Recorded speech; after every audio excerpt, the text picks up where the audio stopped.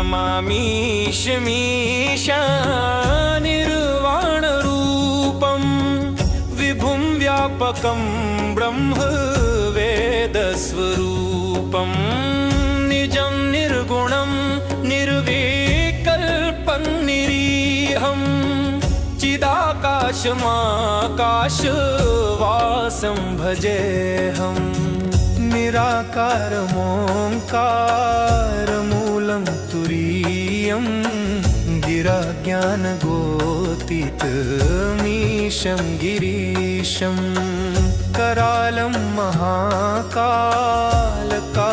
कृपालं गुणागारसंसारपारं नतोऽहम्। तुषाराद्रिसं